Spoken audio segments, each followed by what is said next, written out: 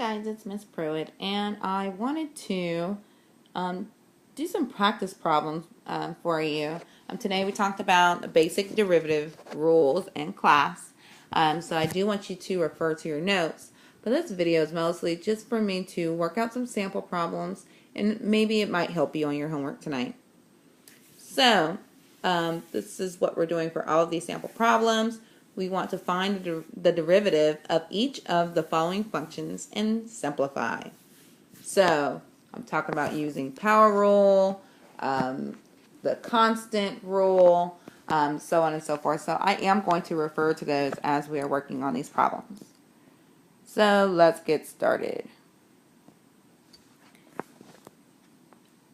My sum and difference rule tells me that if I'm going to take the derivative of this,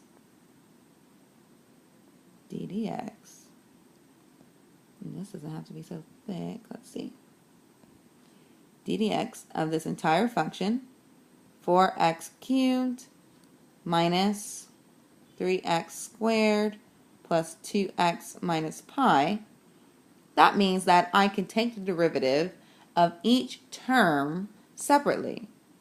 So, in this case, I will be able to do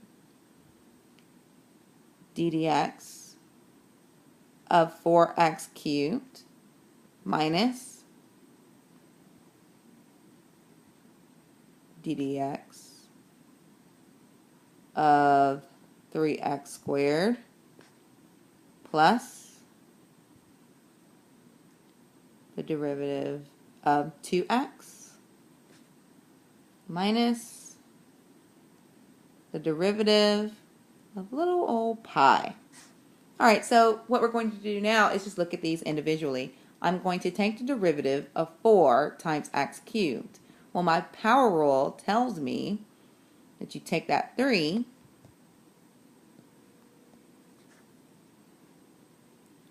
and you move it to the front and then subtract your exponent by 1. My constant rule, my constant multiple rule, is referring to the coefficient. You leave it right there. You leave it exactly where it is. Don't move it. Don't touch it. So the derivative here would be 4, leaving my 4 on the outside, and then moving my exponent 3 to the front, x, and then 3 minus 1 is 2. Moving on. Now I want to do the same thing here. Leave my exponent in the front, my coefficient in the front, bring my exponent down to greet them, and then subtract my exponent by 1. So 2 minus 1 is 1. Next, I want to take the derivative of 2x. We talked about this in class. The derivative of 2x is just going to leave me with my coefficient only, so it will be 2. Last but not least, we also talked about this in class, that I have, if you're taking the derivative of a number at 0, well, pi is just a number. It's a never-ending number, but it's just a number. So we still follow that rule of taking the derivative of a constant number, and the answer is 0. So I don't even have to put anything there at the bottom. It just goes away. It's 0. And all I have to do is clean this up. So 4 times 3 is 12. I'll get 12x squared minus 6x plus 2. And that's your answer. All right, so next I have f of x equals x squared divided by 3 minus 3 over x squared. Well, I don't want to deal with this rational function. I want everything to be linear. So I'm going to make a couple of changes. First, I want to pull out my fractional coefficient, my fraction coefficient. It's there, he's just hiding. There is a number in front of x squared. It's invisible, but it is 1. What I want to do is, as we talked about in class, I'm going to pull out, this is an arrow, pull out, oh, that is a horrible arrow. Let's rewrite the problem. So what I have here is 1x squared. I have f of x equals 1x squared over 3 minus 3 over x squared. I want to pull out, it's a weird looking arrow, but an arrow still.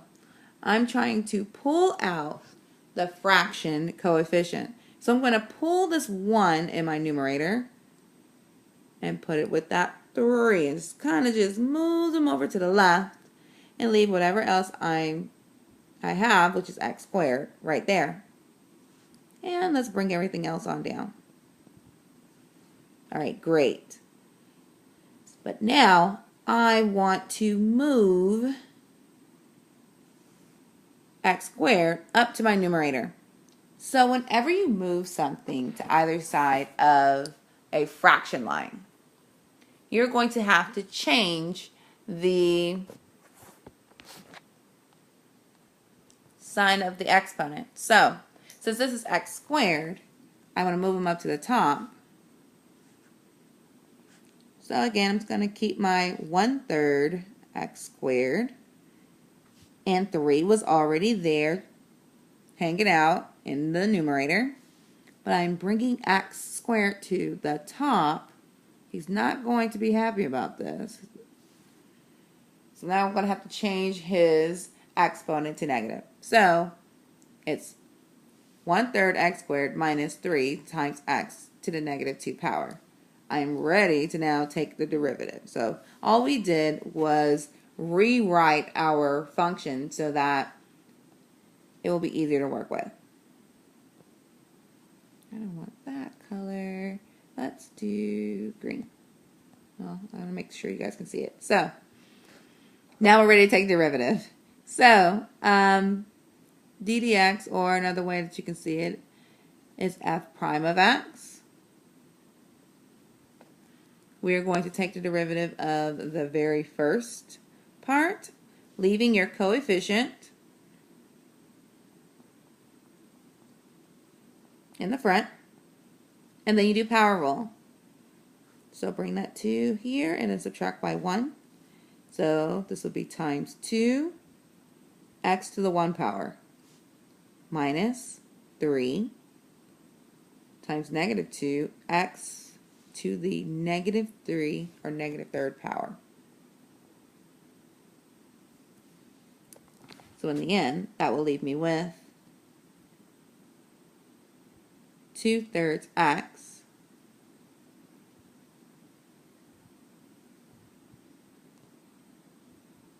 plus 6x to the negative 3rd power. I don't like to leave negative exponents. So now that I'm done with him, he can go back home down here to the denominator. And this would be the answer. Next example. So I mean, my basic algebra doesn't change. If I have a number that's outside of parentheses, you want to make sure to distribute. So I'm going to distribute this negative 3 here, here, and there first. So I would have f of x equals negative 6x squared plus 15x minus 3. So I'm looking for the derivative. I can take the derivative of each of these terms individually. So change colors. F prime of x would be negative 6. I bring down the 2. X to the 1 power plus 15. And then the derivative of negative 3 is 0. My final answer is negative 12x plus 15. Next, whenever you're working with square roots, it's best to change them to their rational exponent form. Rational exponent form. So, in this case, I'm going to rewrite this function. So f of x, oh, Miss Pruitt, f of x equals, well, the square root of x is the same thing as x to the 1/2 power. that should be a 2. There we go. Minus 1 over x to the 1/2 power. Like I said in a previous example, I want everything to be on one line so I can work with it. So I'm going to have to move this guy up here. That's going to make him negative. So I would have x to the 1/2 power minus x to the negative 1/2 power. No, these are not exactly the same. Your answer will not be 0. Since I've rewritten my function and I'm happy with it, I am ready to now take the derivative of both terms. So, in this case, my derivative, you bring that 1/2 to the front. Then I'm going to subtract by 1. So this will give me 1/2 x to the 1/2 minus 1. Minus, I'm going to do the same thing here. I'm going to move that negative 1/2 to the front, and I'm going to subtract 1. So I would have negative 1/2 x to the negative 1/2 minus 1. Well, using my rules on how to subtract fractions, I know in order to subtract a fraction, I have to have a common denominator. So what I'm really doing is 1/2 x to the 1/2 power minus 2 over 2. I need to use that as a tool. I'm going to say right now that these two negatives are going to make a positive 1/2, and I will have x to the negative 1/2 minus 2 over 2. That will give me 1/2 x to the negative 1/2 power plus 1/2 x to the negative 3 over 2 power.